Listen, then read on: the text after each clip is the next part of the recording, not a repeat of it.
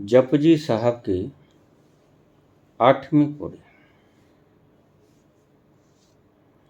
सुनिए सिद्ध पीर सुरनाथ, सुनिए धरती तौल आकाश, सुनिए दीप लो पाताल, सुनिए पोह न सके काल। 8वीं पौड़ी के ये 4 पंक्तियां। सुनिए सिद्ध पीर सुरनाथ, सुनिए धरती तौल आकाश,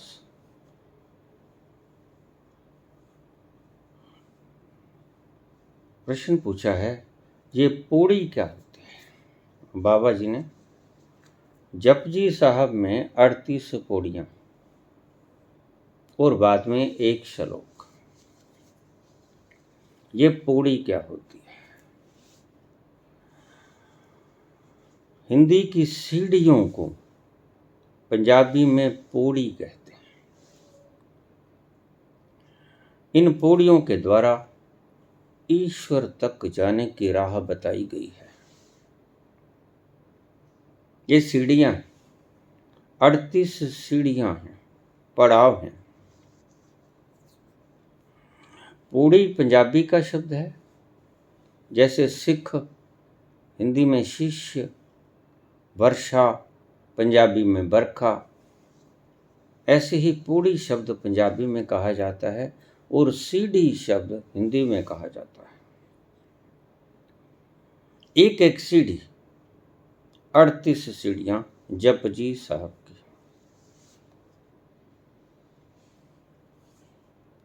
जहां उस साहब का जप हो रहा है, जपजी साहब।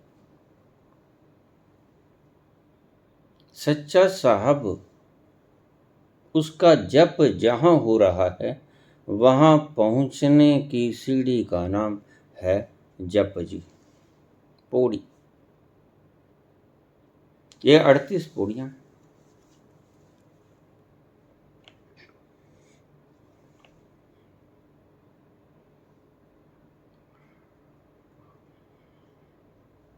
सुनिए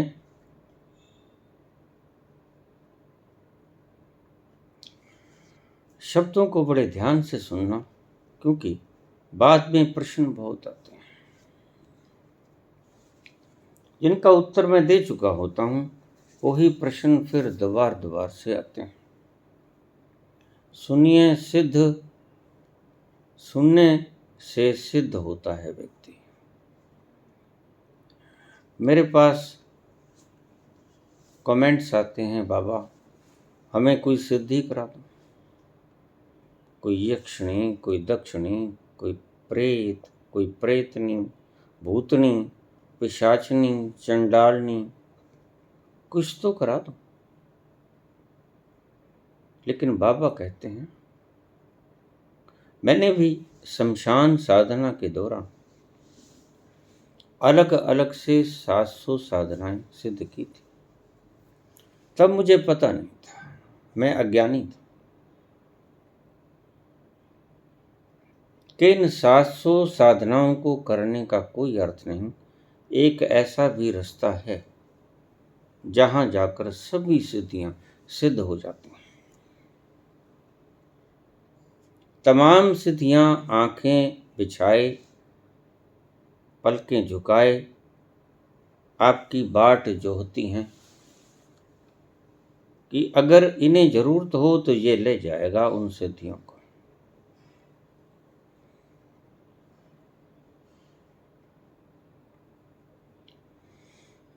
सुनिए सिद्ध, सिद्ध होता है सुनने से। एक एक शब्द को बड़े प्रेम से, कोलाहल रहित वातावरण में, अगर आप सुनते वक्त कोई शोर शराबा हो रहा है, साइलेंस नहीं है, गहरी आवाज है, तो कृपया, मैं पहले भी बहुत बार कह चुका हूं कि मेरी वीडियोस को आप रात्रि में सुनो, जब प्रकृति की कोलाहल ठहर जाती है, ये खड़के दड़के बंद हो जाते हैं। ये आवागमन, ये ट्रांसपोर्टेशन, ये मनुष्यों की आहट, सांसों की भी आवाज होती है, चलते फिरते लोगों की आवाज, सब कोलाहल है। कोलाहल से दूर किसी स्थान पर सुनना, या रात्रि के समय अपने घर में बैठकर सुनना, या दिन में काम करते वक्त बहुत सी औरतों के मेरे पास फोन आते हैं, स्त्रियों के, कि हम अपना काम, सब्जी बनाते, रोटी बनाते, घर बार का काम काज, और कानों में प्लग लगा देते हैं, ईयरफोन, और आपकी वीडियोस को सुनते रहते हैं। काम भी निपट जाता है और आनंद भी बना रहता है। खैर, जैसे आपको शुभ लगे, लेकिन कम से कम कोलाहल से दूर। जब कान बंद हो जाएंगे, ईयर प्लग लग जाएगा, तो निश्चित ही कोलाहल काफी हद तक मिट जाएगा। सुनिए, सिद्ध, कोई सिद्ध होता है सुनने से ही सिद्ध होता है।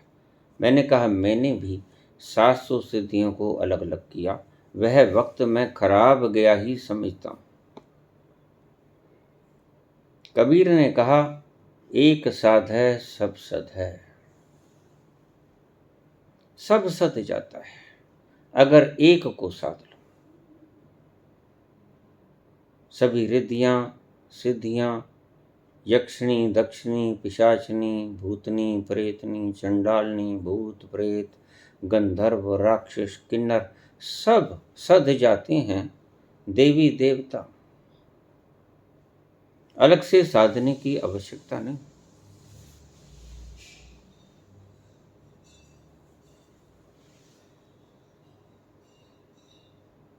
मुझे लोग पूछ लेते हैं कि आपको शंकर भगवान के दर्शन कैसे हुए। मैं कुछ नहीं कर रहा था, मैं घर से चला गया था और हनुमान जी के दर्शन हुए। मैंने कब हनुमान जी का आवाहन किया था? आप मेरी सारी बायोग्राफी देखें। पिताजी को शीश नवा के चरणों में आशीर्वाद लेके चला गया, यद्यपि उनका मन दुखी था, मैं जानता हूं। भरे मन से उन्होंने कहा, पुत्र चले जाओ, माता को मत बताना, वह उसके लिए यह सदमा है, चुपचाप चले जाना, हम निपटेंगे बाद में। और इसी ऊहापोह में मैंने पिताजी से कोई रुपया भी नहीं मांगा कि कहीं जाते जाते वापस न बुला लें। डर था मन में। विदा ली भी जाए तो प्यार से विदा ली जाए, लेकिन भारी मन था, मैं पहचान सकता था। आशीर्वाद दिया कि जाओ, गलत संगति में मत पड़ जाना, बस एक ही मेरा उपदेश है। जाओ, मैं समझूंगा मेरे 5 पुत्र नहीं 4 थे, उसने मुझे 5 दिए। मैंने एक उसी के शरण में, उसी की सेवा के निमित्त उसी को सौंप दिया। मैं ये समझकर तसल्ली रख लूंगा, धैर्य रख लूंगा, और मैं चला गया। उससे पहले मैं कोई जाप नहीं, कोई हनुमान जी की पूजा नहीं, कोई व्रत नहीं, उपवास नहीं, किसी तरह का कोई आवाहन नहीं हनुमान जी के प्रति। लेकिन हनुमान जी खुद आए, बिना कुछ किए आए। उसकी कृपा, ये कृपा है। बाबा कहते, सुनिए सिद्ध, सभी सिद्ध हो जाते हैं। पीर सुर, पीर आपके पीर पैगंबर, सुर देवता, देवी देवता, नाथ, सभी नाथ, जितने भी नाथ पहुंचे हुए हैं वो सभी सिद्ध हो जाते हैं। सुनिए, सिद्ध, पीर, सुर, नाथ, सभी आपकी फरियाद को, मांग को सुनते हैं अगर आपने ठीक से सुन लिया उस नाद को। उसी नाद की बात चल रही है, अभी उस नाद की महिमा खत्म नहीं हुई। सुनिए सिद्ध, अलग से सिद्धि करने की कोई आवश्यकता नहीं। बाबा कहते एक को सिद्ध कर लो, एक को साध लो, एक साध है सब सद है, सब साध है सब जाए। अगर तुम सबको साधने की चेष्टा करोगे, बहुत से लोग मैंने देखे हैं,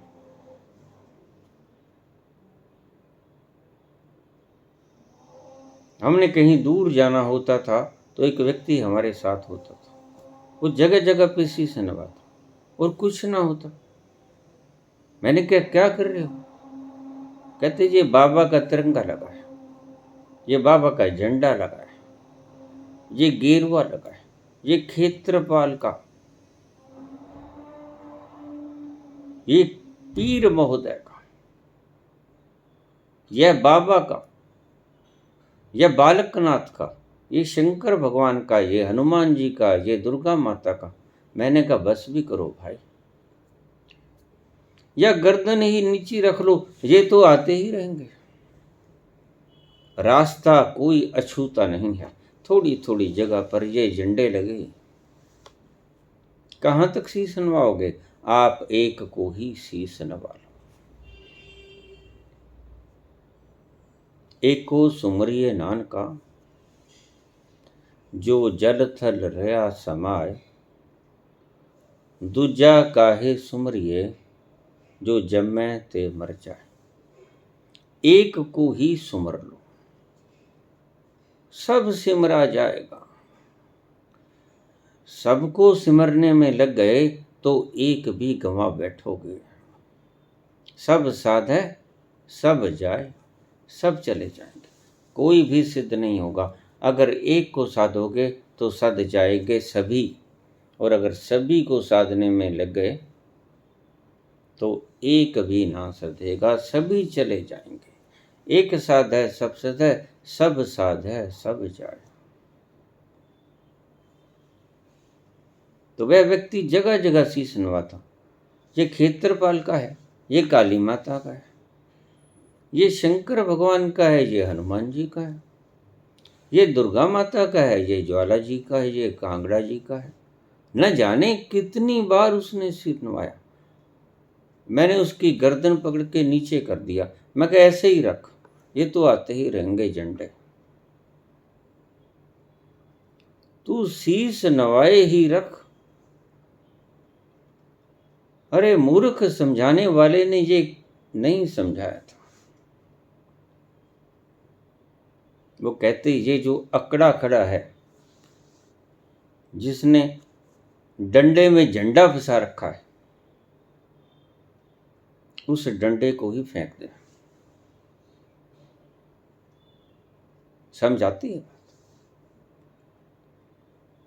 ये जो धौन के अंदर किला फंसा रखा है तूने, जिस किले से ये धौन अकड़ी हुई है गर्दन, उस किले को निकाल दे।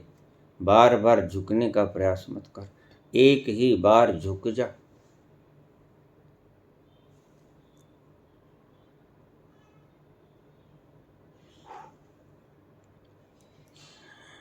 जिस तरफ देख लिया जान तसद्दुक कर दी, जिस तरफ देख लिया जान तसद्दुक कर दी। मैं तो मोहताज नहीं काबे या बुत खाने का।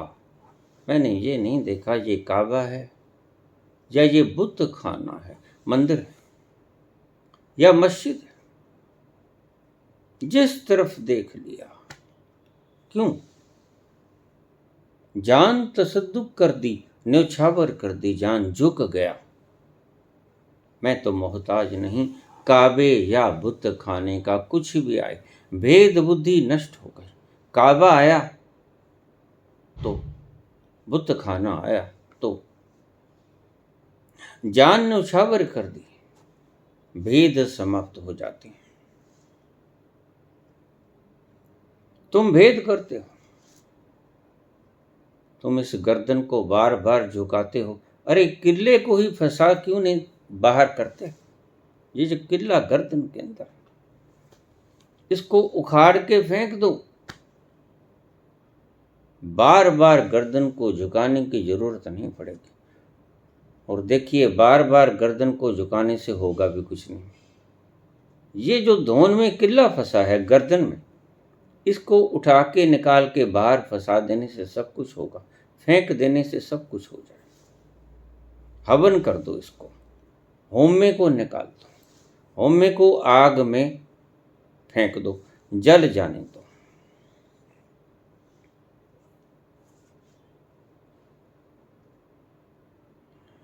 जिसने उन विशाल अज्ञात हाथों को कठपुतलियों की तरह संसार को नचाते हुए देख लिया, उसका ये किला निकल जाता है धौन का। गर्दन लुढ़क जाती है अपने आप। जिस तरफ देख लिया जान तसद्दुक कर दी, मैं तो मोहताज नहीं काबे या बुत खाने का। ये झंडे में से डंडा निकाल के बाहर फेंक दो। यही है सूत्र। उस परम आनंद, उस परम रस तक पहुंचने का यही है सूत्र। झंडे में से डंडा निकाल के बाहर फेंक दो, झंडे की औकात खत्म हो जाएगी। झंडा बिना डंडे के लहरा ही नहीं सकता। डंडे की सहायता से झंडा लहराता है। तुम झंडे में से डंडा निकाल के फेंक दो, आग में झोंक दो। नानक हुक्मे जे बुझै, ता होमे कहे ना कोई। जिसने उस हुक्म को बूझ लिया, कौन कर रहा है, कौन है हाकम, ता होमे कहे ना कोई, तो मैं कोई नहीं कहेगा। मैंने किया। मेरे पास रोज फोन और कमेंट्स आ जाते हैं, बाबा ये रेप हो रहे हैं, ये चोरी ठगी हेरा फेरी, ये विधायक बिक रहे हैं, ये सरकारें जो जनता ने चुने व्यक्ति अपनी मर्जी से पैसे लेके पाला बदल लेते हैं, इनका क्या उपाय करें? मैंने कहा इनके झंडे में से डंडा निकालो, आगे से इनको चुन के मत भेजना। क्योंकि जो परिणाम आपने दिया किसी को चुनकर, वोटिंग देकर, जिसको चुन के आपने भेजा वो तो बिक गए। और बिकाऊ माल का क्या गारंटी होता है आगे से उस व्यक्ति को कभी भी विधानसभा या लोकसभा में भेजने की कोशिश मत करना, उसको वोट मत देना। बस एक बार दे दिया, गलती हो गई, वो बिक गया। और बिक गया तो आगे से आप उसके झंडे से डंडा निकाल लेना, ये गर्दन कर जाएगी। आगे सब भेजोगे ही नहीं तो बिकेगा कैसे? ये गलत प्रणाली है। जनता ने किसे चुना, वह किसी की भी सरकार है, वही सरकार रहनी चाहिए जो जनता ने चुना। ये जनता की आवाज है। और आपने बिकने से पहले जनता से पूछा नहीं। जिसकी शक्ति से आप विधायक बने, जिसकी शक्ति से आप एमएलए और एमपी बने, जिनकी स्टैंपिंग के कारण, बटन को दबाने के कारण आप इस पदवी पर आए, पाला बदलने से पहले उनको जरा पूछा? तुम्हारा कर्तव्य नहीं बनता था? बिकने वाले विधायकों से मैं पूछना चाहता हूं, वो किसी भी पार्टी का क्यों ना हो, ऐसे ही सभी राजाओं के वक्त मैंने खिलवाड़ होते देखे हैं। एक राजा नहीं, आज कोई नई त्रासदी घटित नहीं हो रही, इससे पहले भी मैंने यही कुछ देखा है, बहुत बार देखा है। लेकिन ये कोई अच्छी बात नहीं। जनता कब संभलेगी?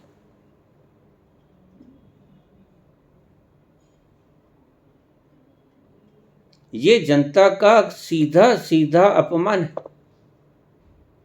हमने वोट दिया एक पार्टी को, आपने बिक गए दूसरी पार्टी के लिए, तो हमारी सीधी सीधी आपने बेइज्जती कर दी, हमारी वोट आपने खत्म कर दी, हमारी गणना आपने नगण्य कर दी, हमारा मत आपने देखा ही नहीं कि हमने मत आपको दिया है, किस पार्टी के लिए दिया है। भूल गए आप अपनी संपत्ति समझने लगे और आपने पैसे लेके बिक गए। ऐसा ही देश के सर्वोच्च पदासीन लोग भी कर, हमने उनको देश का सर्वोच्च पदासीन पद दे दिया और वह बेचे जा रहे हैं सारी संपत्ति को।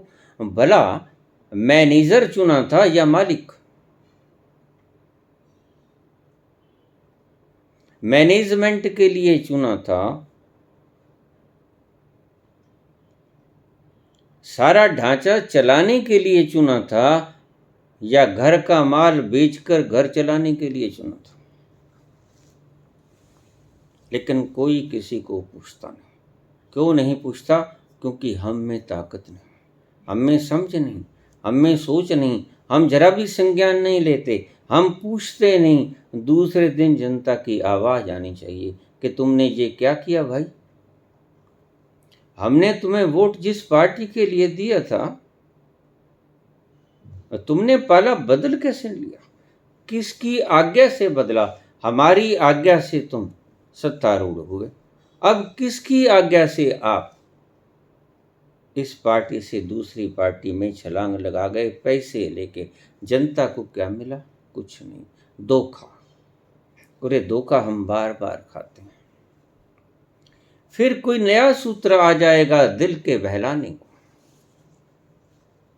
हमने देखी है जन्नत की हकीकत, लेकिन दिल के बहलाने को गालिब ये ख्याल अच्छा है। नए नए प्रसंग दिए जाएंगे, नए नए झांसे दिलाए जाएंगे, नए नए जुमले फेंके जाएंगे और बाद में कहा भी जाएगा बड़े ईमानदार लोग हैं।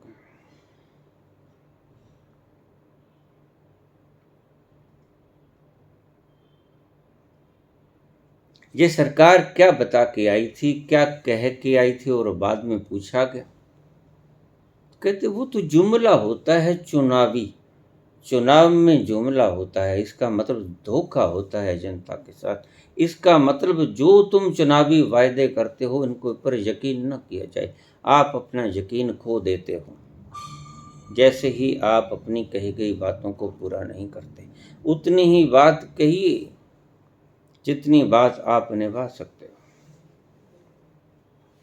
एक व्यापारी अपने पुत्र को व्यापार के संबंध में कुछ तकनीक से सिखा रहा था।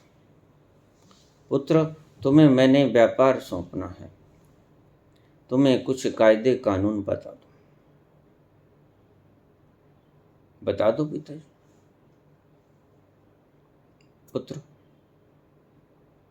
जो वायदा करो, पहला सूत्र, जो वायदा करो उसे ठीक से निभाना। जो वायदा करो उसे 100% निभाना, जैसे वायदा किया गया है।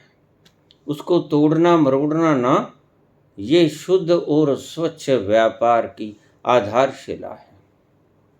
ठीक पिताजी। और दूसरा पुत्र, पहला जो वायदा करो उसे पूरा करना, और दूसरा पुत्र, दूसरा ये कि कभी कोई वायदा ही ना करना। ये सूत्र है।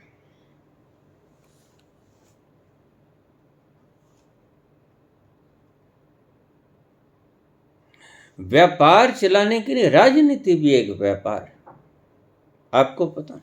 राजनीति कोई धर्मशास्त्र नहीं है। जैसे ही धर्म राजनीति के हाथों में आ जाता है, विकृत हो जाता है, क्योंकि ये अज्ञानी लोग क्या बताएंगे आपको। अगर ये पहुंच गए होते अपने आत्म तत्व तक, तो एक बात निश्चित थी कि या ये तो जनक की तरह राज करते, भगवान राम की तरह राज करते, कृष्ण की तरह राज करते, या ये राजनीति में प्रवेश ही ना करते, राहुल की तरह छोड़ते शरीर चले जाते। बहुत से पहुंचे हुए लोग तत्क्षण इसको क्षण भंगुर देख कर संसार को चले गए, शरीर को छोड़कर।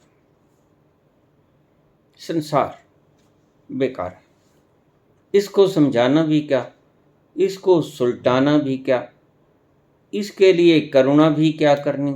उनका अपना मत था, और जैसे ही उन्होंने सत्य को देखा, तुरंत उन्होंने शरीर से बाहर छलांग लगा दी।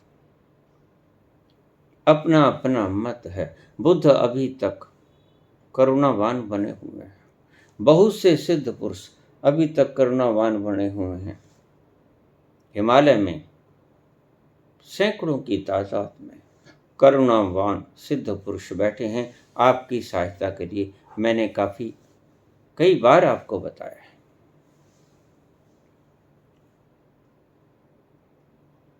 तो ऐसे व्यक्ति जो बिक जाते हैं आपके द्वारा चुने हुए, उसको एक बात कान खोल के सुन लेना, हम बार बार नहीं बोलेंगे।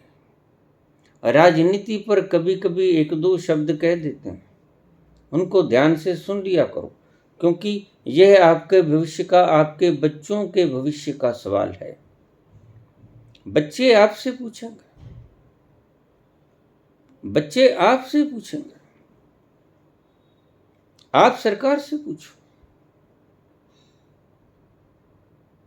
कि सरकार जी, आपने हमारे बच्चों के दूध के ऊपर टैक्स क्यों लगाया, आपने हमारे बच्चों की रोटी के ऊपर टैक्स क्यों लगाया। आप गूंगे नहीं, बहरे नहीं, आप सरकार से पूछो। ये खाने की चीजें हैं, जीवन देने की चीज हैं, और जो जीवन की देने की चीजें हैं उन पर टैक्स नहीं होना चाहिए। फिर आज तुमने रोटी पे लगाया, आज तुमने दूध पे लगाया, कल को तुम ऑक्सीजन पे लगाओगे। ये जीवनदायिनी चीजों पर टैक्स नहीं लगना चाहिए।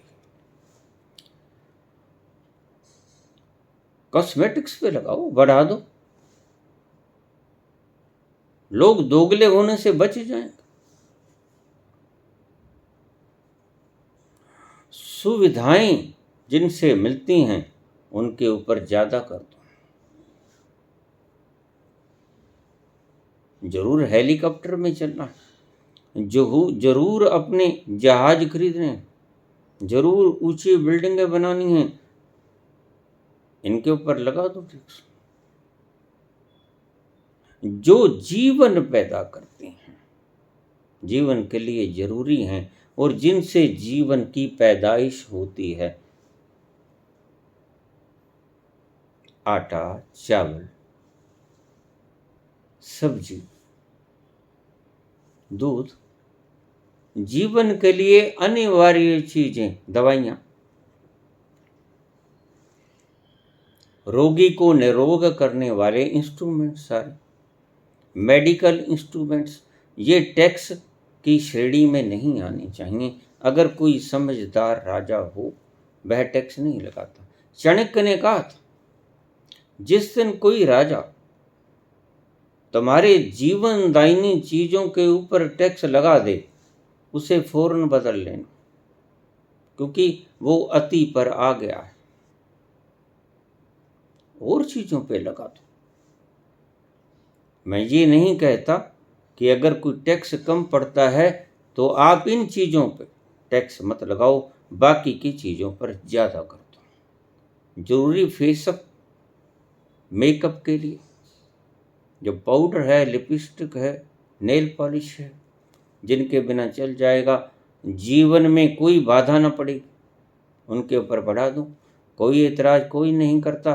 करेंगे तो वही लोग करेंगे जो दोगले हैं, और दोगले लोगों के ऊपर टैक्स बढ़ाने का कोई एतराज़ भी नहीं। तो ध्यान रखना मित्रों, श्रोताओ, जीवन के लिए आवश्यक वस्तुओं के ऊपर जो सरकार टैक्स लगाए उनका जमकर विरोध कीजिए। मुझे लोग कह देते हैं आप राजनीति पे क्यों बोलते हैं? क्योंकि मैं राजनीति को स्तंभ मानता हूं आपके जीवन का। राजनीति तय करती है, आपने उनको सामर्थ्य दी है, ताकत दी है हमारी जिंदगी को चलाने के, सुविधाजनक चलाने के उपायों में वृद्धि कीजिए। और अगर उन उपायों को असुविधापूर्वक कर दिया जाए तो वो राजा बदलने के योग्य हो जाता है। सुनिए सिद्ध पीर सुरनाथ।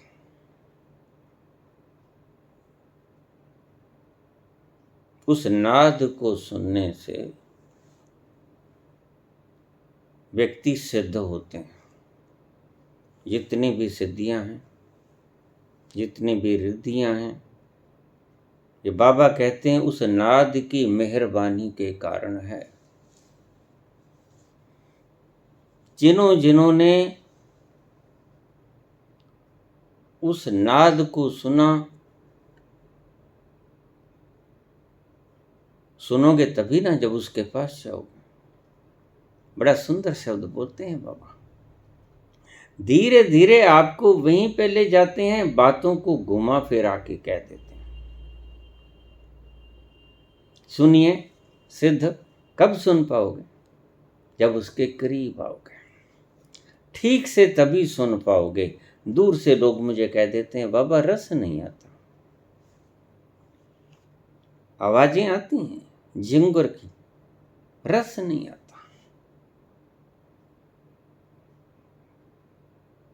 थोड़े और गहरे चलो, सुनने के योग्य बनो। अभी ठीक से सुनने के योग्य नहीं। रस आएगा। रसो वैसा, उपनिषद गवाह हैं इस बात का। वह रस रूप ही है, वह रस का सागर है, वह रसीला सागर है। ऐसे कैसे हो सकता है कि तुम्हारा नाद शुरू हो गया हो और तुम अपने गहरे में उतरने शुरू हो गए हों और रस की बौछार अभी छोड़ो, अभी रस की एक बूंद भी ना उतरी हो? ये असंभव है। कहीं चूक तुमसे हो रही है। सुनिए सिद्ध, सभी सिद्धियां, सभी रिद्धियां उसको सुनने मात्र से मिल जाती हैं। अलग से सिद्ध करने की चेष्टा मत करना। बाबा जी के कहने का कुल अभिप्राय यही है। अलग से मत साधना। इसको सुनने मात्र से ही आपको सभी कुछ मिल जाएगा। जो मांगूं ठाकुर अपने तैं, सोई सोई देवै।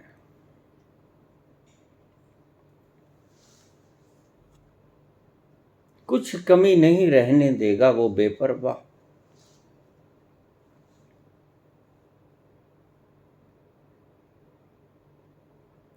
सुनने से ही कोई सिद्ध होता है, सुनने से ही कोई रिद्धियों का स्वामी होता है। 8 सिद्धियां 9 निधियां गनाई गई हैं, लेकिन इनको अलग से साधने की चेष्टा मत करना। बाबा कहते कि सिर्फ सुनने से ही मिल जाएंगी सिद्धियां। रास्ते में खड़ी होती हैं। देखिए, जिन्होंने देखा है वही बता सकते हैं कि फला रास्ते पर यहाँ मील पत्थर है, फला रास्ते पर कंच बिखरा पड़ा है, फला रास्ते पर कांटे ही कांटे हैं, फला रास्ते पर फूल ही फूल हैं, फला रास्ते पर बदबू ही बदबू है, फला रास्ते पर उपवन सुगंध ही सुगंध है। बगीचे ही बगीचे हैं सुंदर महकों से युक्त, वही तो बता सकेगा। बाबा ने देखा, उसने बताया, और आप उस पर अमल कीजिए। आप रिद्धियों सिद्धियों के चक्रों में मत पड़िए। जब एक उपाय बता रहे हैं आपको सब कुछ पा लेने का, तो आप वो क्यों नहीं करते? आप अलग अलग से क्यों सिद्ध करना चाहते हो? अगर बाबा बोलते हैं जो मांगूं ठाकुर अपने तें, सोई सोई देवे, तो इसका बहुत गहरा अर्थ है। सांसारिक कुछ मांगोगे सांसारिक मिलेगा, वह मालिक है। आध्यात्मिक कुछ मांगोगे तो आध्यात्मिक मिलेगा।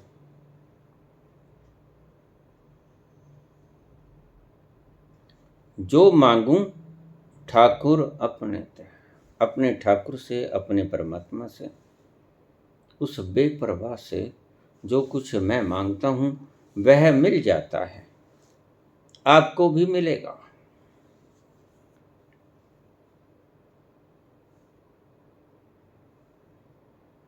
अलग अलग से साधने की चेष्टा मत करना, वो व्यर्थ साबित होंगी। जैसे मैंने आपको बताया कि मेरी 700 सिद्धियां व्यर्थ साबित हुई जब मुझे पता चला।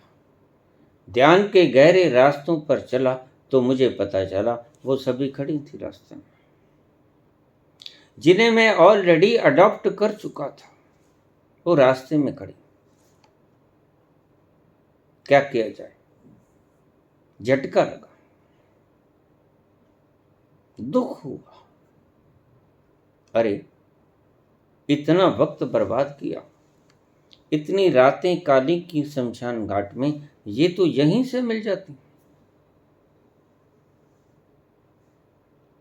लेकिन अब तो वक्त खराब हो चुका था। रास्ते में यही कुछ खड़ी थी, हाथ फैलाए। अगर चाहो तो एक्सेप्ट कर सकते हो।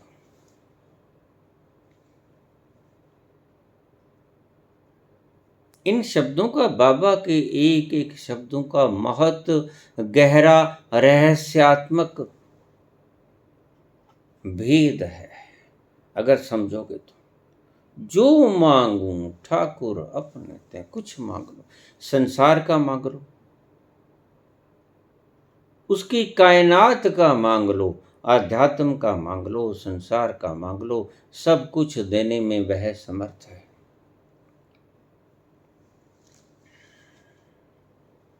नानक निर्गुण गुण करे, गुणवंतियां गुण दे। अगर आप में कोई गुण नहीं है तो आप में गुण भर देगा, वो आपको फिल कर देगा वो गुणों से। और अगर आप गुणवान हो तो आपको और गुणों से युक्त कर देगा, क्योंकि उसकी सृष्टि में गुणों का कोई कमी नहीं है। सुनिए, सिद्ध पीर सभी सिद्धियों का स्वामी हो जाता है, सभी रिद्धियों का स्वामी हो जाता है, पीर हो जाता है। हद टपे सो ओलिया, बेहद टपे सो पीर, ऊंची से ऊंची पदवी ग्रहण कर लेता है।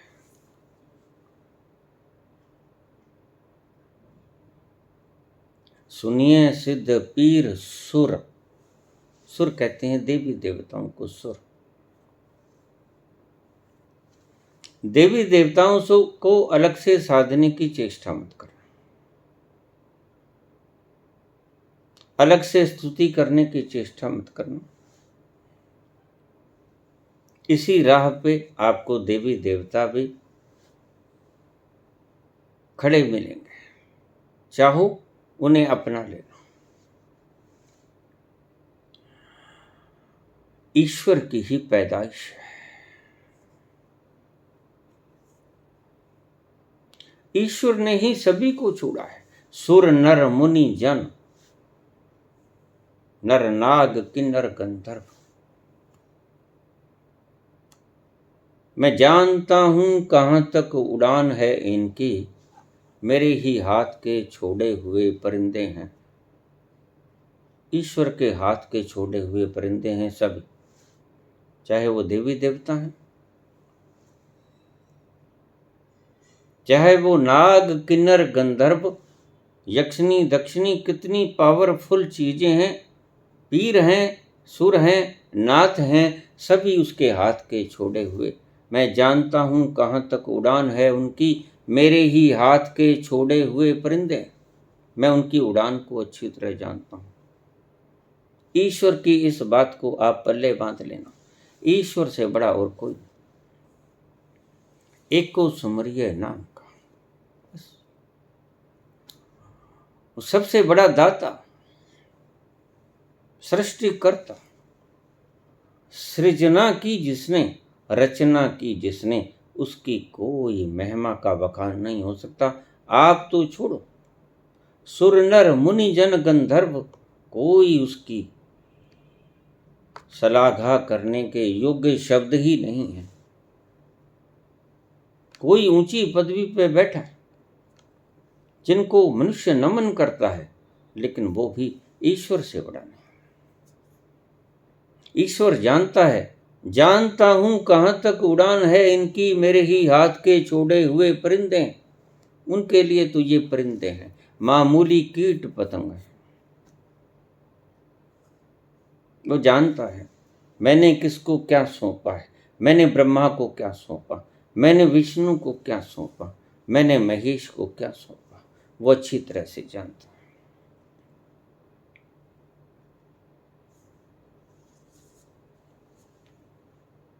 अभी पिछले दिनों मेरे पास एक भगत का प्रश्न आया, विष्णु जी पे भी कुछ बोल दीजिए, मैं इनकी बड़ी सेवा शुश्रूषा करता हूँ, मैं इनकी पूजा करता हूँ, मुझे बड़े अच्छे लगते हैं।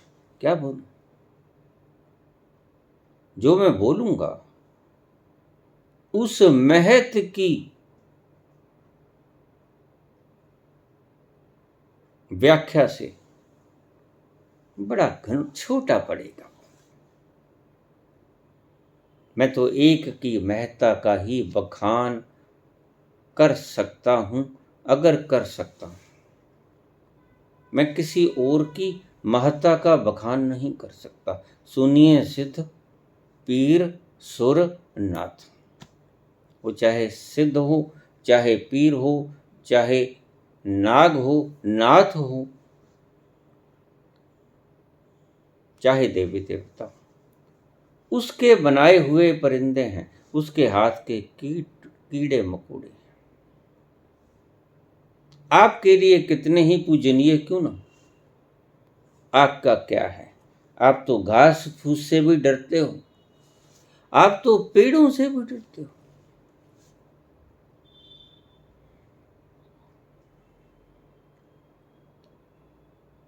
हिंदू संस्कृति कभी इतनी कायर न थी जितनी कायर उसकी गलत मान्यताओं के कारण आज है। हर वक्त आप कंपते रहते हो।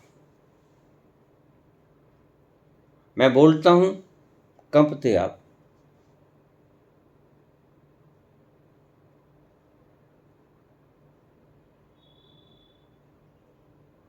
लेकिन उस महत्ता का, उस शलाघा योग्य शक्ति की शलाघा करने में सभी कीट पतंगे हैं। इस बात को ध्यान में रख लेना। सुनिए सिद्ध पीर सुर नाथ, चाहे सुर हैं, देवी देवता हैं, चाहे नाथ हैं। गुरु गोरखनाथ मच्छिंद्र नाथ ने भी उसी परम की व्याख्या की है, उसी आदि शंकराचार्य ने भी उस परम की व्याख्या की है। ब्रह्म सत्यम जगत मिथ्या, वह सत्य है, जगत मिथ्या है। जितने आज तक आप जिन्हें पूजते हो, सर नवाते, लेकिन उस ईश्वर के लिए कुछ नहीं। कीड़ी तुल न हुमनी, जे तिस मन हूं न विसरहीं। अगर उसकी कृपा इनके ऊपर से हट जाए, चाहे कितने बड़े देवी देवता हैं, कितने बड़े सिद्ध मुनि नाथ हैं, अगर उसकी कृपा इनके ऊपर से हट जाए कीड़ी तुल न होनी, जे तिस मन हूँ न बिसरही। जिस दिन उसने, परम शक्ति ने, इनको अपने मन से बिसार दिया, उस दिन ये जीरो हो जाएंगे। सुनिए सिद्ध पीर सुरनाथ, सुनिए धरती तौल आकाश। ये धरा, ये आकाश, ये पांचों तत्व, पृथ्वी जल अग्नि वायु आकाश। एक बड़ा प्यारा शब्द बोला बाबा ने। उस वक्त की धारणा थी जब बाबा ने ये बोला, सुनिए धरती तौल आकाश। तौल, सफेद बैल के ऊपर मान्यता थी कि ये धरती उसके सींगों पर खड़ी है, बैल के सींगों पर खड़ी है, सफेद बैल के सींगों पर खड़ी है। वेद के मंत्रों में कहा गया, उक्षा दाधार पृथ्वी।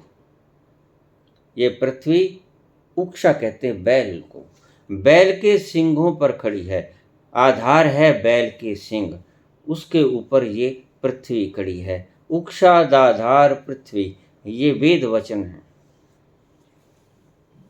ऋषि दयानंद आए, उन्होंने जब तर्जमा करना शुरू किया वेद का, तो उन्होंने कहा कि ये शब्द का अर्थ गलत है। उक्षा दाधार पृथ्वी, साइंटिफिक वे से इसका उन्होंने व्याख्या किया। उक्षा का अर्थ बैल नहीं होता, उक्षा का अर्थ होता है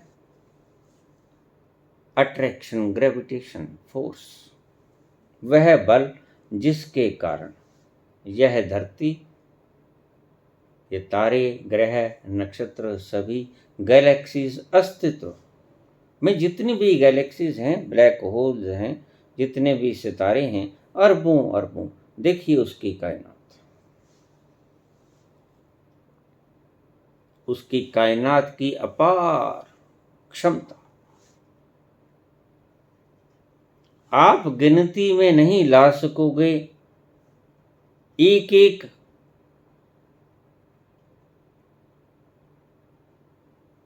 रचना के बीच में, एक एक गैलेक्सी के अंदर सैकड़ों सैकड़ों करोड़, हजारों हजारों करोड़ तारे हैं, हिसाब लगाइएगा, और अनगिनत गैलेक्सीज हैं, अनेकों ब्रह्मांड हैं,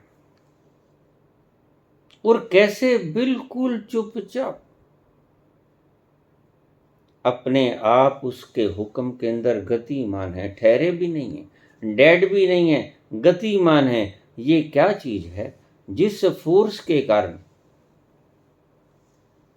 यह गतिशीलता बनी हुई है? विज्ञान कहता है कि अगर कोई चीज घूम रही है, बिना फोर्स के वो घूम नहीं सकती। अगर बल न हो तो उसका घूमना रुक जाएगा। बात भी ठीक है। हमने कोई पत्थर फेंका, उसके पीछे जोर लगाया, फोर्स लगाई, तो पत्थर फेंका गया। धरती चल रही है, किसी फोर्स के कारण चल रही है। कौन सा है वो बल जो धरती को घुमाए चला जाता है? बस इसी का किसी को पता नहीं चला, नाम दे दिया ग्रेविटेशनल फोर्स। पता किसी को भी नहीं कि इसको पैदा किसने किया।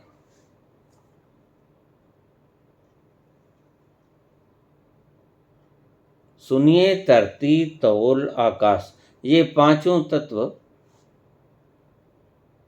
ये मान्यता थी। और जैसे ही ये बैल अपने सिंग उसके दुखने लगते हैं, इतना भार सह नहीं पाता ये बैल धरती का, तो वह थोड़ा सा आराम देने के लिए सिंगों को थोड़ा सा हटाता है, तो भूकंप आते हैं। यह मान्यता थी पहले जमाने में।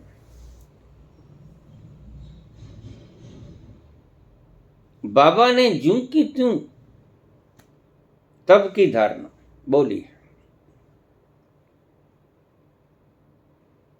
सुनिए धरती तौल आकाश, ये धोला बैल जो है, सफेद बैल, ये प्रतीक है ग्रेविटेशनल फोर्स का। शब्दों की बात है, जिस तरह आप समझ सकते थे उसी तरह बाबा ने व्याख्यायित कर दिया। इसका अर्थ है ग्रेविटेशनल फोर्स, तोला, बैल, सफेद बैल। सुनिए धरती तोल आकाश, सुनिए दीप लो पाताल।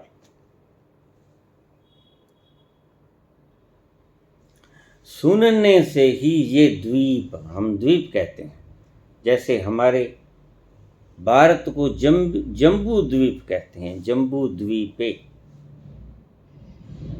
यह जम्बू द्वीप में आता है। सुनिए दीप लोक, लोक कहते हैं भू व स्व, भू लोक धरती, भुव स्व स्वर्ग लोक, और आकाश, भू भुव स्व।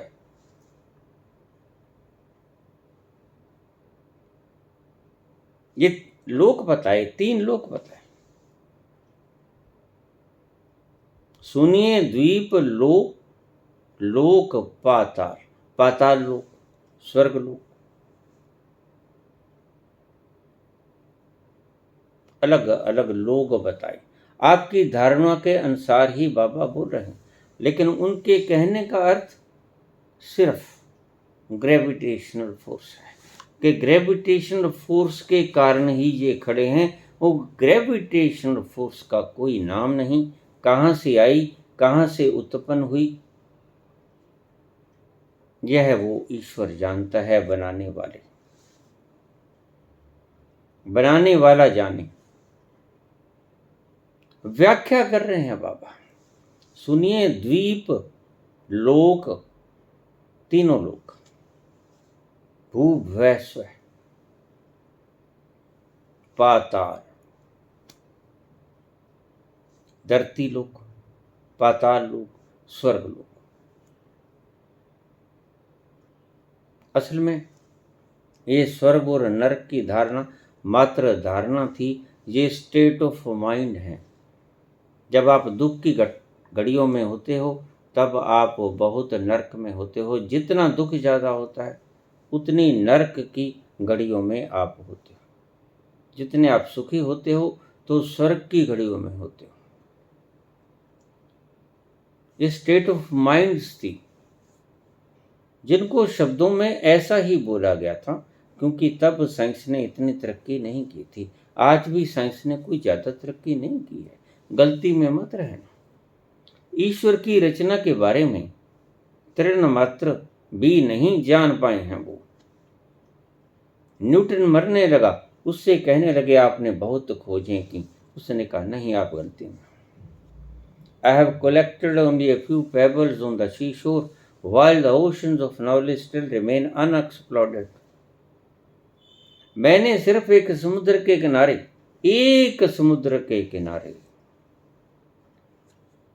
किनारे पर पड़े हुए कुछ कंकड़ पत्थर चुने हैं, कुछ a few stones. I have collected only a few stones on a seashore, एक समुद्र के किनारे पर। While the oceans of knowledge, जबकि ज्ञान के अथाह अज्ञात, जो अभी जाने नहीं गए, अननोन हैं। While the oceans of knowledge, जबकि ज्ञान के समुद्र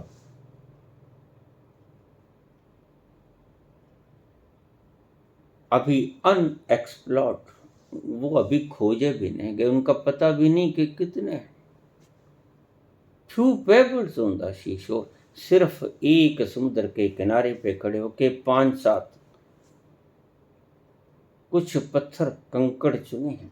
While the oceans of knowledge still remain, अभी बाकी हैं। Unexploded, अभी खुलने बाकी हैं, उनका विस्फोट होना बाकी। तो ज़्यादा मान मत कर लेना साइंस पे। अभी साइंस ने कुछ भी नहीं खोजा है। हाँ, आप अहंकार पाल सकते हो कि साइंस ने ये कर दिया, वो कर दिया, कुछ नहीं किया है। महिमा ही गानी है तो साइंस की मत गाओ, उस बनाने वाले की गाओ। जिसको खोज खोज के ये लोग मान कमा रहे हैं, इतने बड़े बड़े साइंटिस्ट।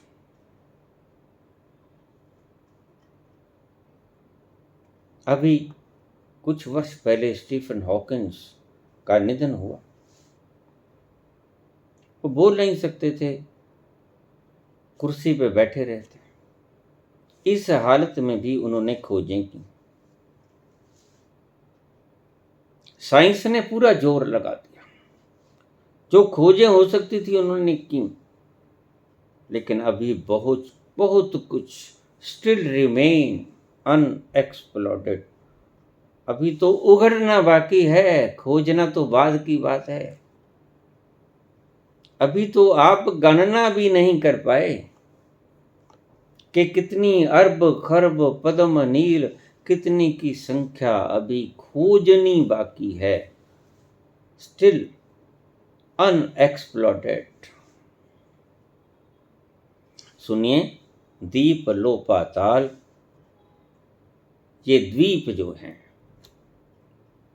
ये सुनने से ही खड़े, लोग सुनने से ही खड़े।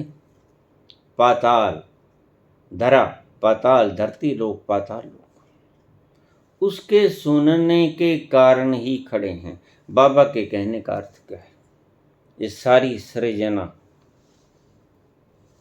उसके सुनने के कारण खड़ी है।